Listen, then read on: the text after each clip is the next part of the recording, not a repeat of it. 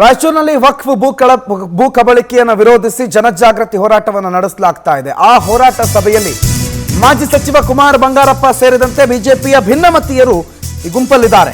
ಭಿನ್ನಮತೀಯರು ಇವತ್ತೊಂದು ಕಾರ್ಯಕ್ರಮ ನಡೆಸ್ತಾ ಇದ್ದಾರೆ. ಆ ಕಾರ್ಯಕ್ರಮದ ವೇದಿಕೆಯಲ್ಲಿ ಬಂಗಾರಪ್ಪ ಮಾತಾಡಿದ್ದಾರೆ. ವಕ್ಫ್ ಭೂ ಕಬಳಿಕೆ ವಿರೋಧಿಸಿ ನಾವು ಹೋರಾಟ ಮಾಡ್ತಾ ಇದ್ದೇವೆ. ವಕ್ಫ್ ಕಾನೂನಲ್ಲಿರೋದನ್ನ ಇವರು ಬದಲಾಯಿಸೋದಕ್ಕಾಗಲ್ಲ. ವಕ್ಫ್ ಬೋರ್ಡ್ ಆಸ್ತಿಯನ್ನ ಯಾರ್ಯಾರು ಎಷ್ಟೆಷ್ಟು ನುಂಗಿದ್ದಾರೆ ಅನ್ನೋದು ಗೊತ್ತಿದೆ. ಧರಮ್ ಸಿಂಗ್, ಸಿಎಂ ಇಬ್ರಾಹಿಂ, ನಜೀರ್ ಅಹಮದ್ ಸೇರಿ ಹಲವರು ವಕ್ಫ್ ಆಸ್ತಿಯನ್ನು ನುಂಗಿದ್ದಾರೆ.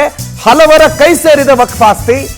ನಾವು ರೈತರಿಗೆ ನೋಟಿಸ್ ಕೊಟ್ಟಿದ್ದಲ್ಲ, ಯಾರ್ಯಾರು ಈ ರೀತಿ ನುಂಗಿದ್ರಲ್ಲ ಅವ್ರಿಗೆ ನೋಟಿಸ್ ಕೊಟ್ಟಿದ್ದು. ಸಿದ್ದರಾಮಯ್ಯ ಬಂದ ಮೇಲೆ, ಸಿದ್ದರಾಮಯ್ಯ ಸರ್ಕಾರ ಬಂದ ಮೇಲೆ ಅವ್ರು ಕೊಡ್ತಾ ಇರೋದು ರೈತರಿಗೆ ನೋಟಿಸು. ನಾವು ಕೊಟ್ಟಿರೋದು ಈ ಭೂ ಕಬಳಿಕೆ ಮಾಡಿರೋರ್ಗೆ ನೋಟಿಸು ಅಂತ ಕುಮಾರ್ ಬಂಗಾರಪ್ಪ ವೇದಿಕೆಯಲ್ಲಿ ಮಾತಾಡಿದ್ದಾರೆ.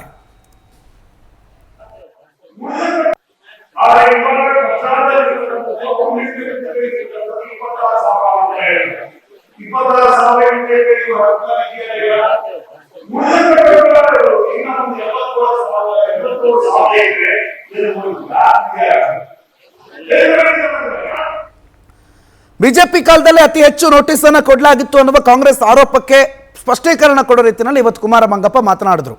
ನಾವು ರೈತರಿಗೆ ನೋಟಿಸ್ ಕೊಟ್ಟಿಲ್ಲ, ಅಥವಾ ಈ ರೀತಿ ಈಗ ನಿಮಗೆಲ್ಲ ಬಂದಿದ್ದಲ್ಲ ಆ ರೀತಿ ನೋಟಿಸ್ ಕೊಟ್ಟಿದ್ದಲ್ಲ. ಧರಮ್ ಸಿಂಗು, ಸಿಎಂ ಇಬ್ರಾಹಿಂ, ನಜೀರ್ ಅಹಮದ್ ಸೇರಿದಂತೆ ಹಲವರು ವಕ್ಫ್ ಆಸ್ತಿಯನ್ನ ನುಂಗಿದ್ರು. ಅವರು ತಮ್ಮ ಹೆಸರಿಗೆ ಮಾಡ್ಕೊಂಡ್ಬಿಟ್ಟಿದ್ರು. ಅವ್ರಿಗೆ ನೋಟಿಸ್ ಕೊಟ್ಟಿದ್ವಿ, ಇದು ವಕ್ಫ್ ಆಸ್ತಿ, ನೀವು ನುಂಗೋದಕ್ಕೆ ಇದು ನಿಮ್ಮ ಆಸ್ತಿ ಅಲ್ಲ ಅಂತ ಅವ್ರಿಗೆ ನೋಟಿಸ್ ಕೊಟ್ಟಿದ್ವಿ, ರೈತರಿಗೆ ನೋಟಿಸ್ ಕೊಟ್ಟಿದ್ದಲ್ಲ. ಆದ್ರೆ ಈಗಿನ ಕಾಂಗ್ರೆಸ್ ಸರ್ಕಾರ ಇದನ್ನ ರೈತರಿಗೆ ನೋಟಿಸ್ ಕೊಡೋ ಮುಖಾಂತರ ಒಂದ್ ರೀತಿ ಸೇಡ್ ತೀರಿಸ್ಕೊಳ್ತಾ ಇದೆ.